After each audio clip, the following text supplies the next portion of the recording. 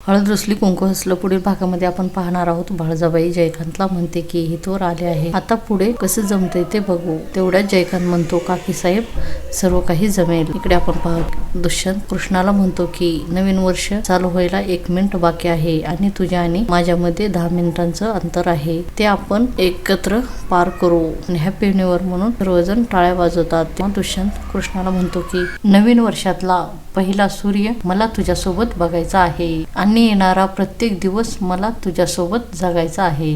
दुष्यंत आणि Krishna cake cut करतो तेव्हा बळजाबाईला वाटते की तो केक त्याला चारत आहे, पण तो केक कृष्णाला चारतो आणि हॅपी न्यू इयर म्हणतो.